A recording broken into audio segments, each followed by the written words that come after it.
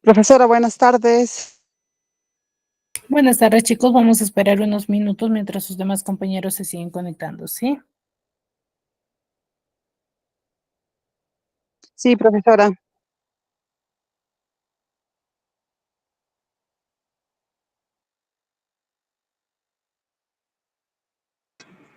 Buenas tardes, profesora.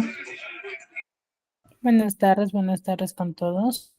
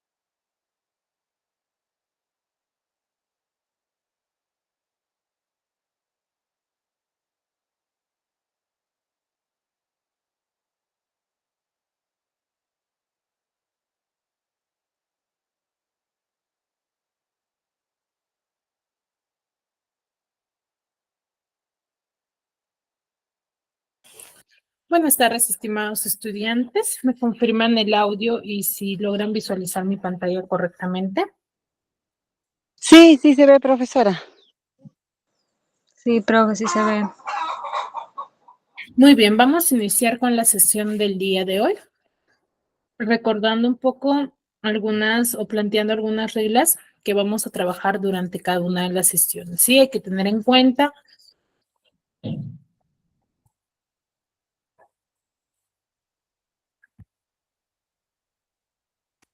que debemos de, en cada clase, es fundamental la participación de cada uno de ustedes, ¿sí? Es muy importante la participación, pero para que sea ordenado la participación de forma ordenada, ustedes tienen aquí en el Meet la opción de levantar la manito.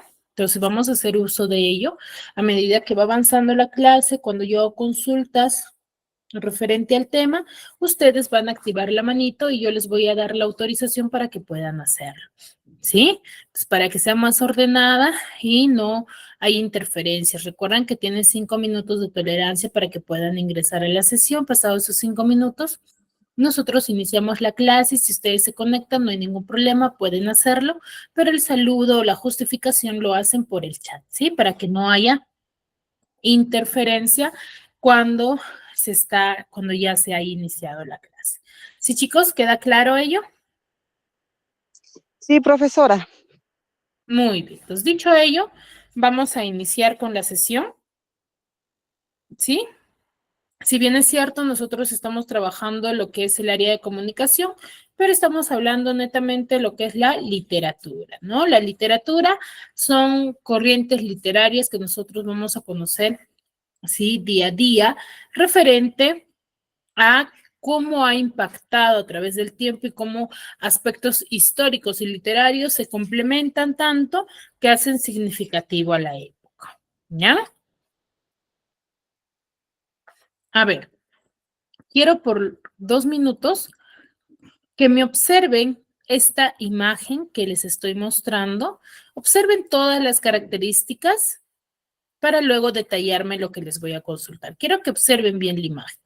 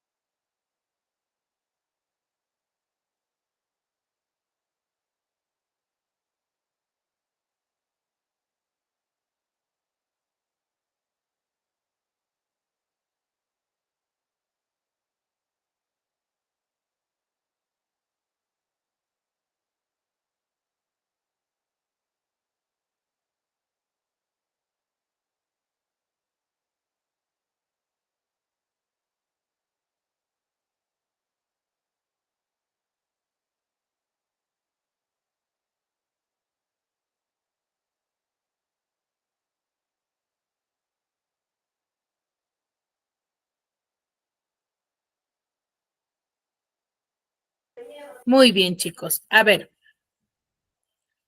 Ruth, Janet, ¿me escuchas?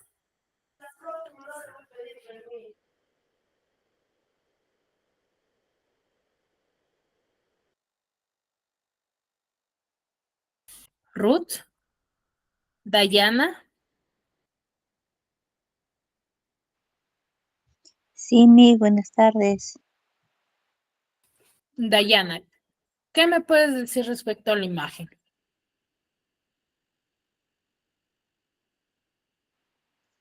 No sé, mis, hay un hombre que está desnudo. Eh, movimientos. Ya, un hombre con movimientos. Belsi,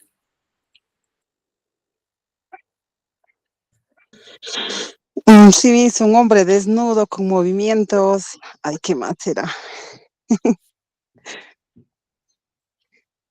¿qué más observan, chicos? ¿Se estará moviendo? No, el reflejo de un movimiento. Ya. A ver, ¿qué más?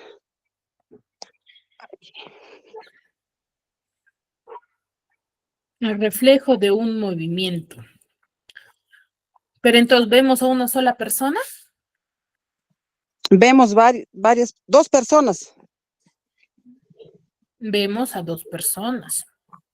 Sí, ¿Qué otra característica observan? ¿Dónde se encuentra ese hombre o los hombres? en un círculo, En un círculo. ¿Y el hombre dónde se ubica? al centro. Miss, Miss, discúlpese, pero ahí se ve una sola cabeza, Ujú. una sola cabeza y dos brazos, dos piernas también se podría decir. Ujú.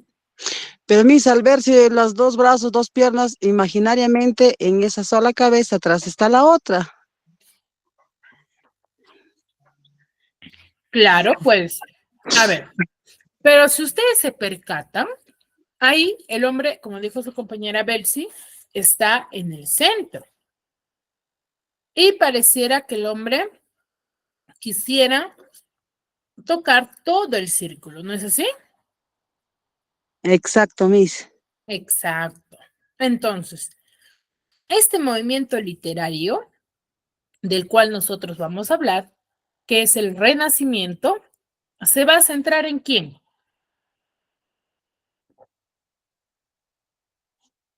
En la antigüedad, Miss, En la antigüedad, En el ser humano, en el ser humano, en el hombre. El Renacimiento se va a centrar en el hombre. El hombre va a ser el centro de atención de este movimiento literario. ¿Sí? Y eso lo vamos a ver ahora.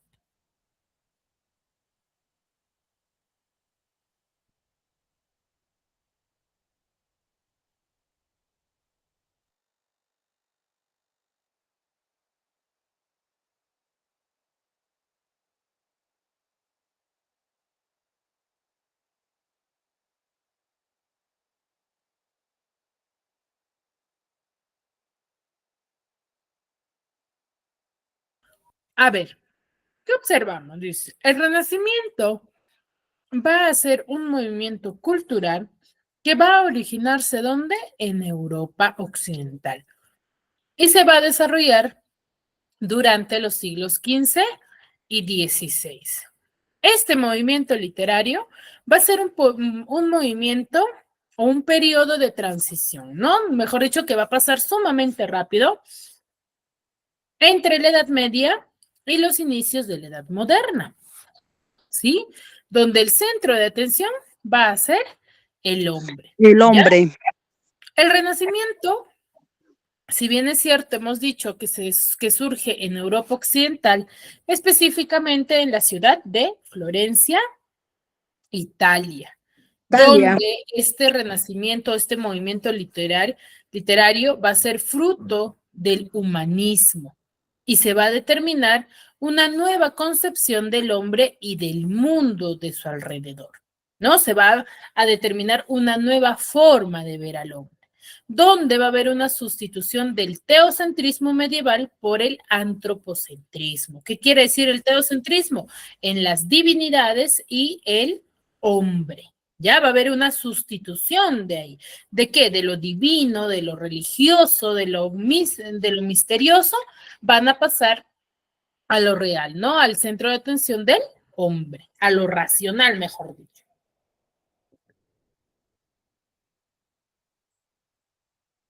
Donde vamos a tener a sus principales exponentes en el campo de las artes, ¿no? El Renacimiento en sí es un movimiento artístico-cultural, en sí como todos los movimientos, ¿no? Donde se va a difundir en gran amplitud en todas las artes, ¿no? En la pintura, en la música, en la arquitectura y en la literatura, ¿no? Este movimiento literario se le va a conocer como una vuelta a la antigüedad, donde se va a aplicar como una vuelta a aquellos valores de la cultura grecolatina, ¿no? Porque recordemos que dentro de la literatura clásica se desarrollaban, o clásica griega, se desarrollaba un pensamiento racional, ¿no? Y a la contemplación libre de la naturaleza, ¿no? Ahí no había vergüenza porque consideraban que el ser humano se debía mostrar tal cual era, ¿no? Que era algo normal o algo natural,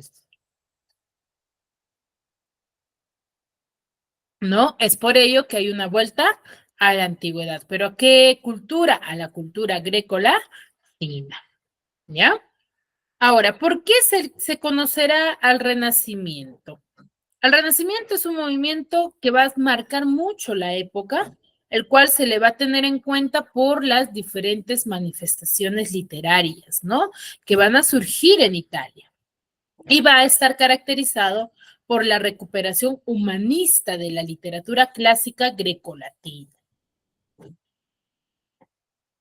Y se va a difundir con gran fuerza gracias a la invención de la imprenta en el año 1450, ¿no? Gracias a esa invención se va a desarrollar los diferentes, ¿sí? Aspectos literarios, ¿no? Se va a difundir con mayor apogeo, con mayor interés, con mayor importancia, a diferencia de las otras corrientes literarias, ¿no? Donde sí se difundían, pero no llegaban con amplitud a diversos lugares. ¿Por qué? Porque solamente eran manuscritos o dichos de forma oral, ¿no? Acá ya va a haber un nuevo avance, que es la invención de la imprenta, ¿ya? Entonces, ¿qué hecho marca el Renacimiento?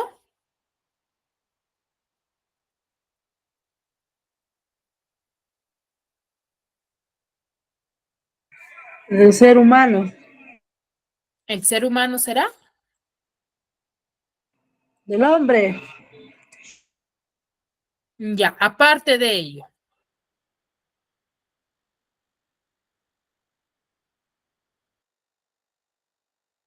¿Podría repetir la pregunta, Miss? ¿qué aspecto marca el Renacimiento?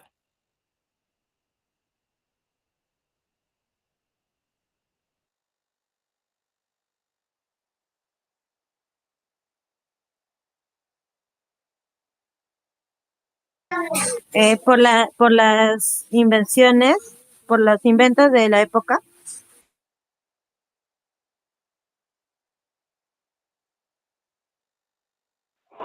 Exacto, muy bien, Zulma, por la invención, por los inventos. ¿Cuál es el que marca? La invención de La impresora. no, impresora, no, de la imprenta. Y los avances científicos.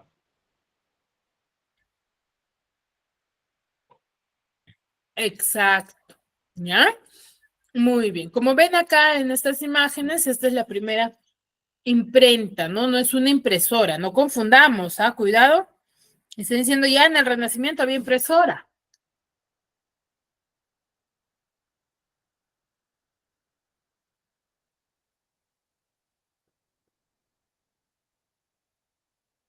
Muy bien. Ahora, ¿cómo también se le conoce al movimiento literario del Renacimiento? Se le va a conocer, ¿sí? como el dulce estilo nuevo. En idioma italiano se le determina dolce stil nuovo, ¿no? Que es en español el dulce estilo nuevo, ¿no? Que es un tipo de lírica amorosa, pero culta, ¿no? Bastante, se podría decir, detallada, artística, ¿no? Donde se va a desarrollar en Florencia en el siglo XIII.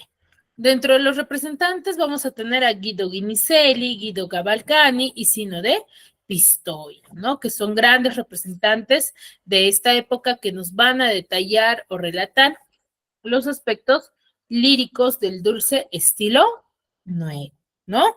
¿Qué características tiene este movimiento literario conocido con este nombre? Primero que todo, tiene sinceridad en cuanto a la expresión de los sentimientos, ¿no? Durante esta época se va a llegar a difundir al sentimiento tal cual era, ¿no? Con cómo se manifestaba en esa sociedad, ¿no? Con las locuras, las penas amorosas, ¿no? Todo ello va a ser plasmado dentro de las historias. También se le determina como el locus amoenus, que es un término literario que se va a referir a un lugar idealizado, ¿no? De seguridad o de tranquilidad, que se le determina como un terreno bello, ¿no? Entonces ellos idealizaban mucho a esta, se podría decir, ciudad donde consideraban ellos que tenían una paz interna, ¿no? Los escritos van a estar llenos de musicalidad, de suavidad, de elegancia, de eufonía, en cuanto a la expresión formal, ¿sí? Aquí se va a desarrollar un amor concebido como una experiencia trascendental, ¿no? Donde se va a poner en contacto al enamorado con la sabiduría, la felicidad y lo divino, ¿ya? Entonces aquí el amor va a ser una experiencia muy trascendente y significativo de la época, ¿no? Y del ser humano, ¿ya? Y se va a conectar, claro, está con lo racional, con la felicidad y con las creencias, ¿no? No solamente va a ser un amor subjetivo, sino racional, ¿no? Aquí la mujer va a ser un ser angelical de naturaleza celestial que va a estar concebida o denominada, determinada como la dona angelicata, ¿no? Se le va a determinar de esa forma a la mujer, ¿no? Sabemos muy bien que en cada movimiento literario o para cada escritor va a haber siempre un personaje de inspiración, ¿no? De aquella inspiración que va a poseer sobre en base y a qué va a escribir, ¿no? Entonces, ¿quién era la inspiración? Va a ser la mujer para muchos de los escritores, ¿sí? ¿Alguna duda, alguna consulta hasta aquí?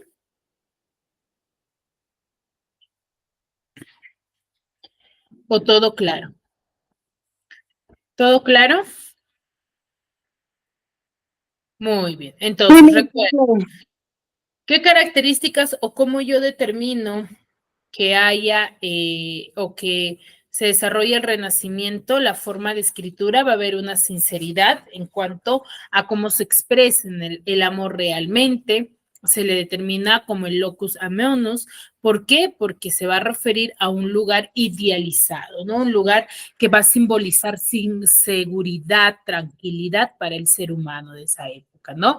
Y en sus escritos va a haber mucha musicalidad, suavidad, elegancia y enfonía en cuanto a la expresión formal del texto, ¿no? Y al amor se le va a visualizar como una experiencia trascendental que no solamente se va a centrar en el sentimiento referente a una persona, sino también se va a centrar en la sabiduría, en la felicidad y lo divino de la época, ¿no? Aquí la mujer va a ser el ente de inspiración donde se le va a considerar como un ser angelical, ¿no? Que está en la naturaleza. ¿Ya? Entonces se le denomina de esa forma.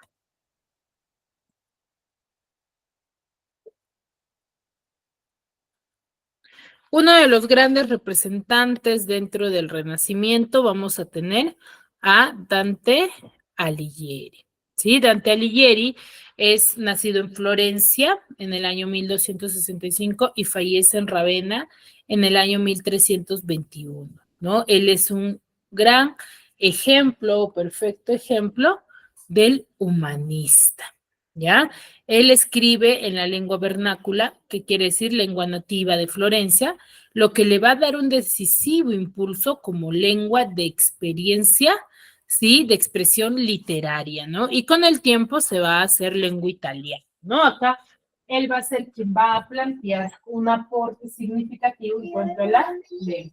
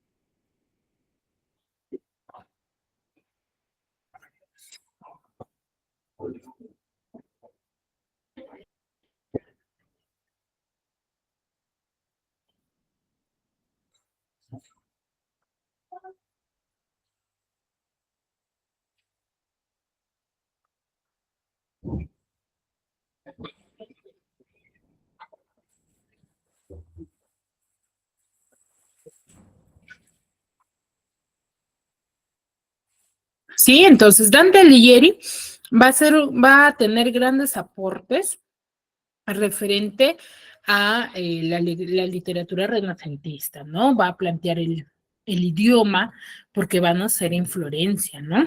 Y su forma de manifestación de él.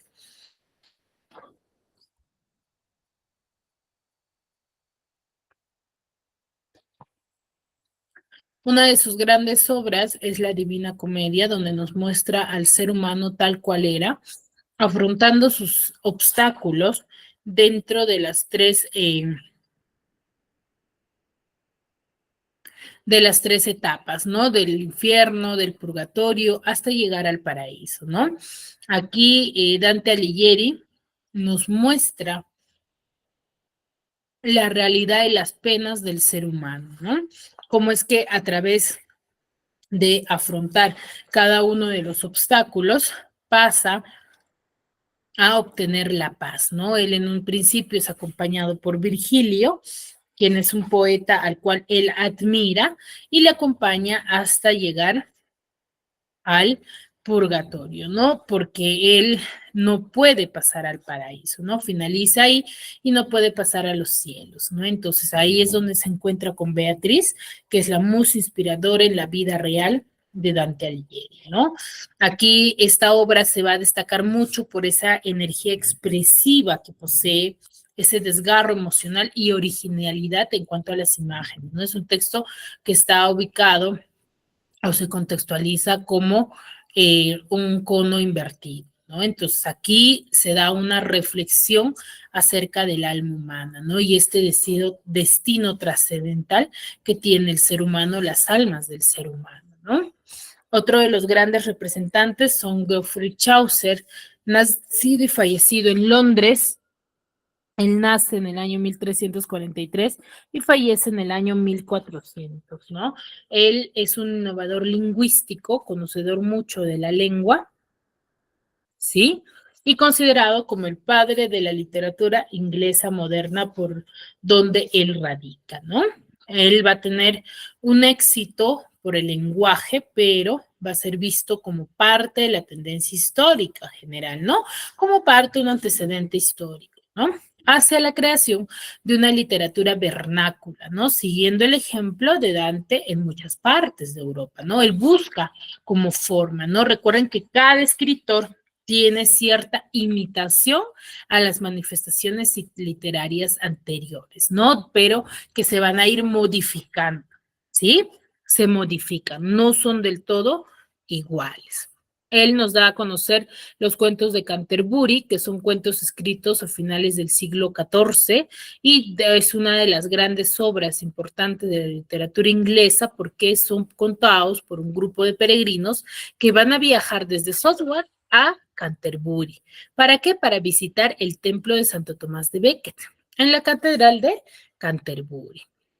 Otro de los grandes representantes es Francois Villon, sí, nacido en el año 1431 en París, y él es desaparecido en el año 1463, ¿no? Los datos biográficos sobre Villon son muy inciertos, escasos, dependiendo sus antecedentes históricos, ¿sí? Se considera en base a las manifestaciones populares que hay de ese tiempo, se considera que él era un marginal, ¿sí? Muchos de los que lo han estudiado exaltan como el más ilustre y genuino precursor de la poesía maldita, ¿no? Por cómo él lo da a conocer y no renueva la poesía de su tiempo, sino que va a dar una nueva vida a motivos heredados de la cultura medieval que él va a conocer a la perfección, ¿no?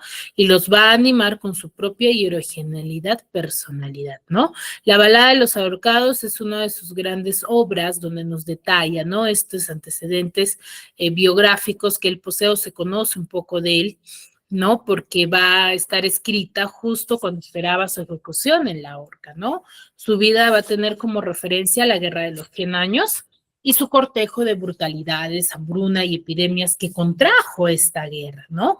Él va a ser acusado de asesinar al religioso Philip Sermois, y el cual, al cometer este crimen, eran obligados a desarrollar ciertas acciones y él fue obligado a huir de París, ¿no? Después de un tiempo, él es perdonado, pero nuevamente regresa al crimen y vuelve a ser encarcelado, ¿no? Entonces él ahí es torturado y condenado a la horca, pero el juicio va a ser apelado, ¿no? Entonces la pena se va a conmutar por 10 años de destierro de París y es donde ahí se pierde el rastro de él, ¿no?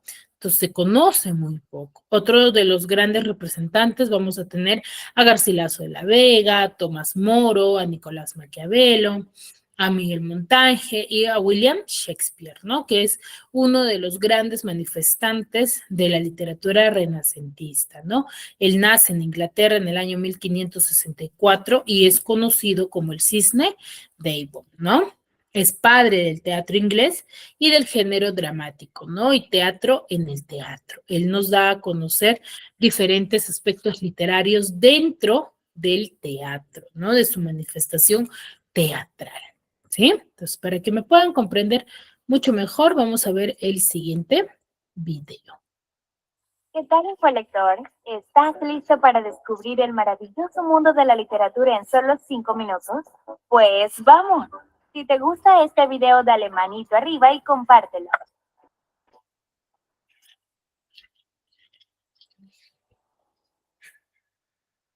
Presta atención, porque te hablaremos de una de las etapas más relevantes de nuestra historia moderna. Sí, el Renacimiento marcó el inicio de la modernidad y la literatura tuvo un gran auge debido a que coincidieron varios elementos importantes que mencionaremos en los próximos minutos. Así que no te vayas a ningún lado, pues sabemos que aprenderás de una forma fácil. El Renacimiento fue un periodo en el que la humanidad volvió su mirada hacia sí misma. Esto ocurrió entre los siglos XIV y XVI, aunque algunos autores lo extienden hasta el siglo XVII. Durante los 10 siglos anteriores de la Edad Media, el componente místico religioso fue el protagonista. El hombre elevó su mirada hacia lo divino y gran parte de la literatura tenía un matiz moralizante. Resulta que a partir del Renacimiento todo cambió. Podríamos decir que hubo una especie de reseteo en las artes, la ciencia y la política. El hombre se convirtió en el centro de interés, por lo que el autoconocimiento era indispensable. Se afirmaba que los seres humanos eran el reflejo de Dios y por eso eran dignos de atención y admiración. En la literatura esto se expresaba en torno al tema del amor, un amor idílico, muchas veces platónico e imposible. Además, contemplar la perfecta naturaleza humana era motivo de regocijo. Quizás por eso hubo un retorno hacia lo clásico y a la cultura grecorromana, donde había una suerte de libertad y valores que estaban muy lejos de la tradición cristiana. Sin embargo, no se puede decir que el Renacimiento fuera un periodo anticristiano, pues simplemente una renovación en la forma en que se concebía a Dios y al hombre. La figura de la mujer fue idealizada. Por lo general, se mostraba como un ser delicado, puro y de una belleza perfecta, al punto que se hacía una presencia inalcanzable para su amado. ¿Recuerdas la descripción de Julieta que hacía Shakespeare? No había criatura más sublime que ella, o en un sentido más humorístico. ¿Quién olvidaría a Dulcinea, la amada del Quijote? Una mujer que no tenía comparación con ninguna otra, de acuerdo a la mirada trastornada de Alonso Quijano. Este es un rasgo clave de la literatura renacentista. Hubo otros acontecimientos importantes que marcaron un antes y un después en la literatura gracias al Renacimiento, como por ejemplo, el descubrimiento del Nuevo Mundo. Las Indias dieron un nuevo impulso a Europa y un motivo más para admirar las hazañas que los seres humanos podían llevar a cabo. Por otra parte, el desarrollo de la imprenta facilitó la difusión de las obras literarias. Reproducirlas y hacerlas llegar a otras latitudes era mucho más sencillo. Y cómo no mencionar el protagonismo progresivo de las lenguas vernáculas y romances que fueron sustituyendo al latín de manera inevitable. Ahora se podían disfrutar las obras en las lenguas que el pueblo entendía platónico e imposible. Además, contemplar la perfecta naturaleza humana era motivo de regocijo.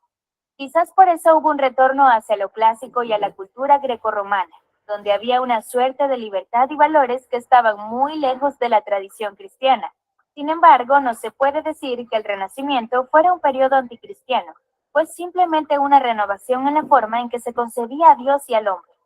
La figura de la mujer fue idealizada. Por lo general, se mostraba como un ser delicado, puro y de una belleza perfecta, al punto que se hacía una presencia inalcanzable para su amado.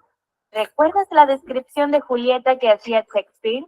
No había criatura más sublime que ella, o en un sentido más humorístico. ¿Quién olvidaría a Dulcinea, la amada del Quijote? Una mujer que no tenía comparación con ninguna otra, de acuerdo a la mirada trastornada de Alonso Quijano.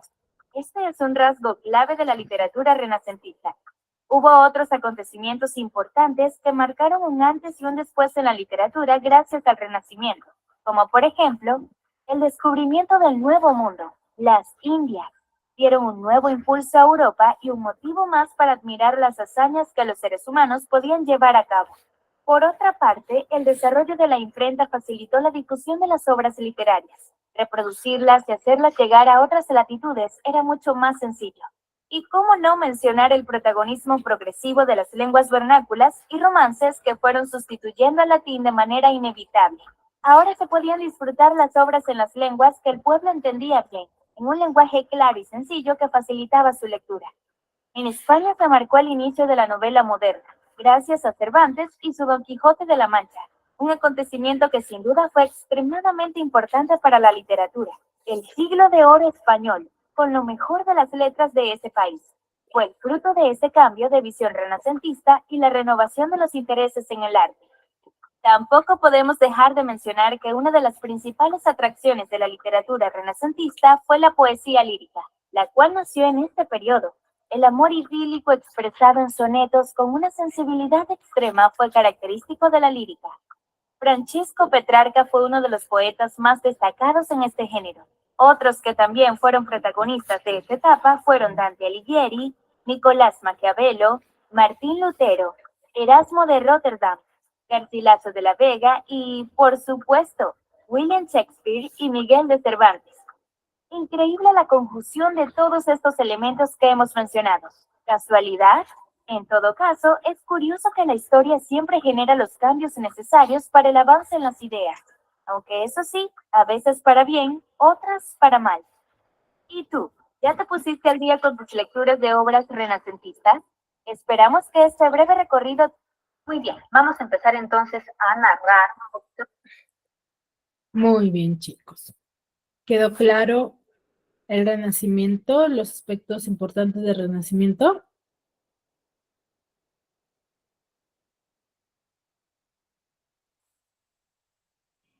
Sí, Miss. Muy bien. Muy bien, entonces, uno de los grandes representantes, como les venía diciendo, va a ser William Shakespeare, quien nos va a dar a conocer este amor subliminal, este amor cordial, ¿cierto? En base a manifestar tal cual se daba, ¿no? Tal cual se desarrollaba. Uno de los grandes representantes es Romeo y Julieta, mejor dicho, una de las grandes obras, ¿no? Sí, Romeo y Julieta. Que nos narra este amor puro, ¿no? Incondicional, que a causa de los enfrentamientos de la familia se va a desarrollar ciertos sucesos hasta llegar a la muerte de ambos, ¿no? Aquí esta es una obra que está compuesta por 5 actos en donde se habla de la pasión juvenil,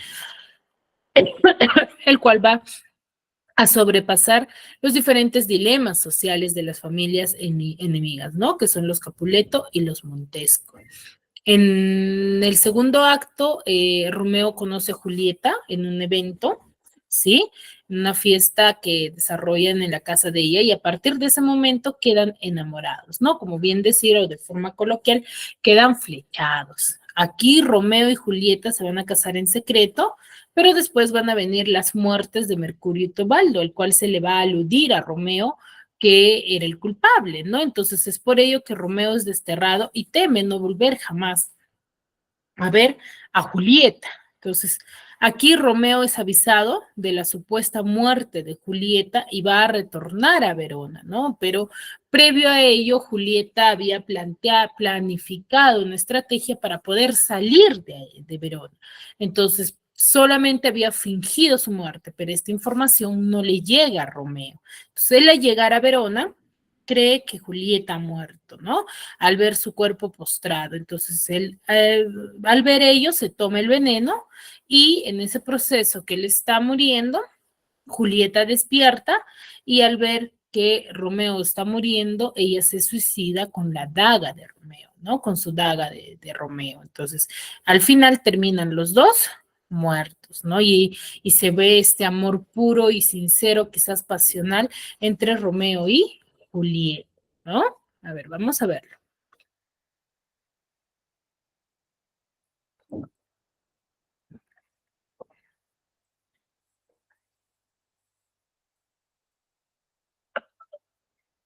En Verona, una ciudad del interior de Italia, vivían dos familias que se odiaban entre sí. La enemistad venía de lejos y sus diferencias parecían irreparables. Eran los Capuleto y los Montesco. Lo que ninguno se esperaba era que sus descendientes se enamoraran. Romeo, hijo de los Montesco, se había fijado en la hija de los Capuleto, aunque no había tenido oportunidad de conocerla. Para hacerlo, decidió colarse en una fiesta organizada por la familia rival. Se puso una máscara para no ser reconocido, y allí por fin la tuvo frente a frente. Antes le parecía bella, pero en ese momento quedó completamente enamorado. Julieta era un sueño para él, y él también lo fue para ella, que nada más verlo preguntó de quién se trataba. Esa misma noche, la joven salió al balcón para proclamar su amor por Romeo. Lo hacía aún sabiendo que su unión era prácticamente imposible debido a las disputas familiares. Lo que ella desconocía era que su amado se había colado en el jardín de su casa y estaba escuchando aquella declaración de amor. Se reunieron y acabaron de confesarse ese profundo aprecio. Al poco tiempo, con ayuda de Fray Lorenzo, un cura amigo de Romeo, se casaron a escondidas. Finalmente, los Capuleto se dieron cuenta de que Romeo había estado en su fiesta y se volvieron completamente locos de ira. Por ello, Teobaldo, de la familia Capuleto, retó a Mercurio, amigo de Romeo, a batirse en duelo. Él anteriormente había rechazado cualquier enfrentamiento, pero cuando su amigo murió se vio obligado a intervenir y acabó matando al primo de Julieta. Como consecuencia, fue condenado al destierro y tuvo que abandonar Verona. Al mismo tiempo, todos descubrieron su matrimonio secreto con Julieta y la situación se complicó. Los padres de ella no aprobaban el enlace y la obligaron a aceptar casarse con París, un reputado noble. Julieta accedió. Pero la noche anterior al enlace se bebió un narcótico para simular que estaba muerta. Fray Lorenzo había acordado con ella avisar a su amado del engaño. Así esperaba poder escaparse con Romeo. Pero el cura no pudo trasladar el mensaje. Y Romeo pensó que la muerte de Julieta era real. No soportó el dolor, así que decidió comprar un peligroso veneno y se lo tomó en la misma tumba de su esposa. Cuando Julieta se despertó, vio a su amor a su lado, muerto. Aunque el sacerdote le dijo que se escondiese en algún convento, ella no quería vivir sin él, así que acabó también con su vida. Las familias encontraron los cuerpos de ambos y Fray Lorenzo les contó toda la historia. En ese momento, por fin entendieron. Como consecuencia, fue condenado al destierro y tuvo que abandonar Verona. Al mismo tiempo, todos descubrieron su matrimonio secreto con Julieta y la situación se complicó. Los padres de ella no aprobaban el enlace y la obligaron a aceptar casarse con París, un reputado noble. Julieta accedió. Pero la noche anterior al enlace se bebió un narcótico para simular que estaba muerta. Fray Lorenzo había acordado con ella avisar a su amado del engaño. Así esperaba poder escaparse con Romeo. Pero el cura no pudo trasladar el mensaje. Y Romeo pensó que la muerte de Julieta era real. No soportó el dolor, así que decidió comprar un peligroso veneno y se lo tomó en la misma tumba de su esposa. Cuando Julieta se despertó, vio a su amor a su lado, muerto. Aunque el sacerdote le dijo que se escondiese en algún convento, ella no quería vivir sin él, así que acabó también con su vida. Las familias encontraron los cuerpos de ambos y Fray Lorenzo les contó toda la historia. En ese momento, por fin entendieron el profundo amor que se tenían sus hijos y sellaron la paz entre familias. ¡Ay, tic-tackers! ¡Qué historia tan triste! Seguro que ya conocíais Romeo y Julieta, un clásico del teatro que escribió William Shakespeare entre 1593 y 1594. En este caso podemos decir que la obra superó al autor en popularidad, ya que ha ido pasando de generación en generación y tantos años después, todos seguimos conociéndola. Se cree que el reconocido autor se inspiró en una obra de 1530 de Luigi Porto. Curiosamente, la historia novelada de dos nobles amantes también se ubica en Verona, y los protagonistas son las familias Montesco y Capuleto. También los nombres de los enamorados son idénticos. La pieza fue muy exitosa, pero no tanto como la obra de Shakespeare. A lo largo de los años se han ido haciendo adaptaciones, aunque la historia original se conserva. Cerca del 15% del texto está en rima y se divide en 5 actos. Además, ha sido trasladada al cine, las series y otros formatos en múltiples ocasiones. ¿Alguna vez la habéis visto representada, tic-tackers? Tiki Taxi, y lloraron muchísimo de pena. ¿Os pasó lo mismo?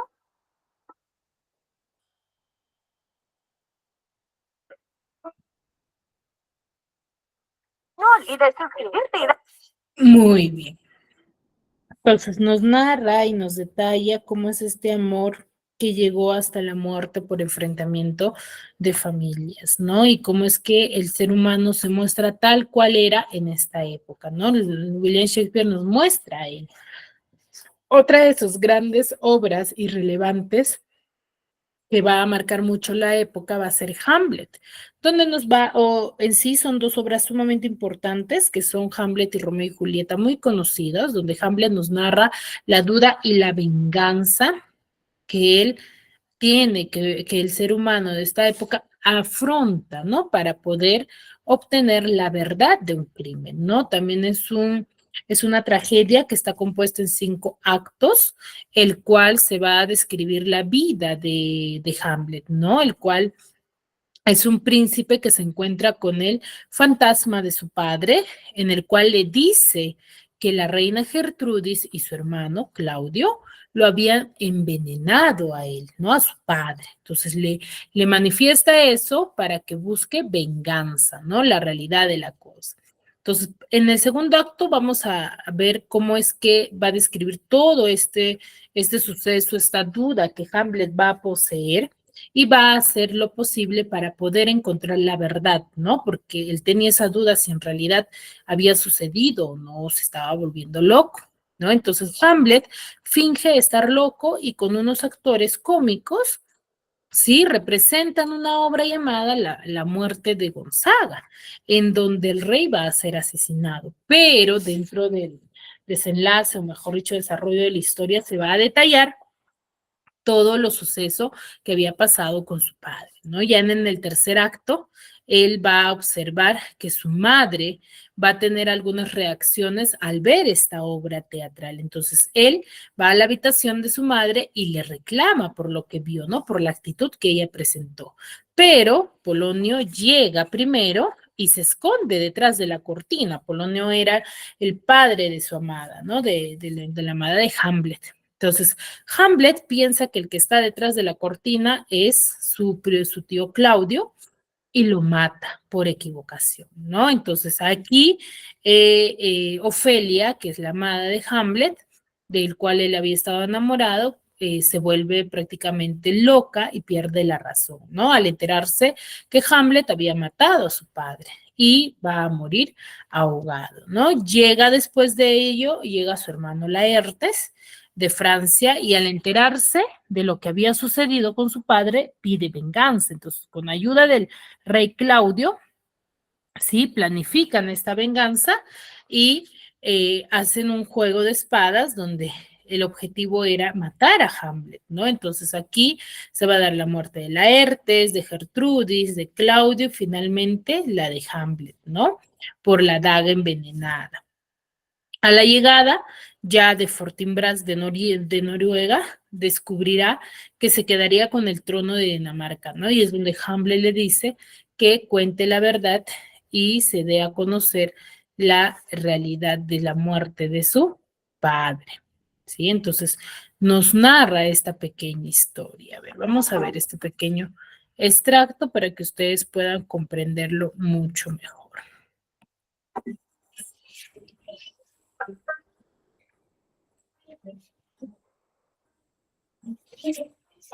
Elsinor, Dinamarca, siglo XIV o XV. El rey ha sido asesinado y su esposa se ha casado con Claudio, hermano del soberano. Es de noche y los centinelas hacen guardia en el castillo de Elsinor. Con ellos aparece Horacio, mejor amigo de Hamlet, hijo del rey asesinado. Los centinelas intentan convencer a Horacio de que han visto al fantasma del rey cuando éste se aparece de nuevo. Más tarde, Horacio se lo cuenta a Hamlet y este decide ir al lugar de las apariciones para verlo él mismo. El fantasma del rey se presenta ante Hamlet y le cuenta que su tío Claudio, el tío de Hamlet, lo asesinó vertiendo veneno en su oído mientras dormía. Por último, pide a su hijo que vengue su asesinato. Tras el encuentro, el príncipe duda si ha sido real. A su vez, Polonio, el chambelán, y su hijo Laertes prohíben a Ofelia su relación con Hamlet, ya que este es el príncipe y no debe estar con la joven. Esta obedece. Mientras, en el palacio se siente la preocupación por la invasión de Noruega liderada por Fortinbras. Además, el rey y la reina están intranquilos por el comportamiento de Hamlet. Claudio utiliza a dos amigos de Hamlet, Rosenkrantz y Guildenstern, para que averigüen qué le ocurre al joven. Hamlet lo recibe cortésmente, pero descubre que se trata de un engaño. A Ofelia también le alarma el extraño comportamiento de Hamlet, ya que este entró en su habitación y se quedó mirándola sin decir nada. Polonio llega a la conclusión de que la causa de la locura de Hamlet es un éxtasis de amor e informa a los reyes. Después, Polonio y el rey Claudio espían a Hamlet cuando habla con Ofelia pensando que están solos. Ofelia le devuelve unas cartas que Hamlet le envió. El príncipe se pone furioso y le insiste para que se marche a vivir a un convento. Un drama, vaya. A su vez, Hamlet no deja de pensar en el fantasma, por lo que decide recrear en una obra de teatro el asesinato de su padre. Toda la corte va a ver la obra, y cuando llega la escena del asesinato del rey, Claudio se inquieta y se retira del lugar abruptamente, demostrando su culpabilidad. Claudio, temiendo la locura de Hamlet, decide enviarlo a Inglaterra. Antes, la reina se reúne con su hijo para tratar de comprender su conducta. En esta conversación, Polonio se oculta tras una cortina para espiar y contárselo a Claudio. Hamlet reprocha a su madre el matrimonio con su tío. En ese momento escucha un ruido detrás de la cortina y pensando que es el rey, lo apuñala, causando la muerte de Polonio. Después aparece el fantasma y Hamlet le habla. Sin embargo, la reina no puede verlo ni oírlo y asume que el príncipe está totalmente loco. Finalmente, Hamlet se lleva el cuerpo de Polonio y lo oculta. Más tarde, parte hacia Inglaterra. Ofelia enloquece y comienza a desvariar y cantar, mientras su hermano Laertes regresa de Francia para vengar la muerte de su padre. Claudio delata a Hamlet. En ese momento llega una carta de Hamlet en la que cuenta que su barco fue atacado por piratas, por lo que ha retornado a Dinamarca tras ser liberado. Por este motivo, el rey y Laertes planean una pelea contra Hamlet, en la que Laertes tendrá una espada envenenada para así tener más posibilidades de matarlo. En caso de que fallara, Claudio ofrecerá a Hamlet una copa de vino envenenada. Luego llega la reina para informar de que Ofelia se ha suicidado ahogándose en un río. Tras el entierro de Ofelia, en el castillo, Hamlet cuenta a Horacio que encontró una carta de Claudio en la que mandaba matarle al llegar a Inglaterra, pero él la modificó pidiendo la muerte de Rosenkrantz y Guildenstern.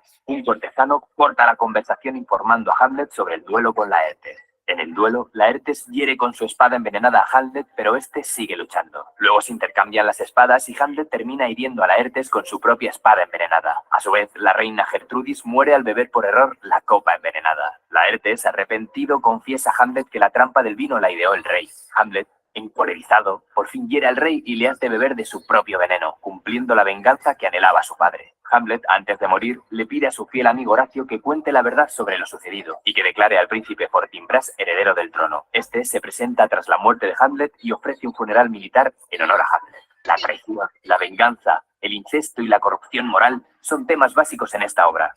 ¿Qué te ha parecido? ¿Lo habías leído? Déjanos en los comentarios. Muy bien, chicos. A ver, dudas, consultas hasta aquí, referente al tema. ¿O todo claro? Todo claro, Miss. Muy bien, chicos. Espero sinceramente que me hayan comprendido este movimiento literario del Renacimiento, ¿sí? Si no hay dudas, no hay consultas, nos quedamos aquí y nos vemos la siguiente clase. Cuídense mucho.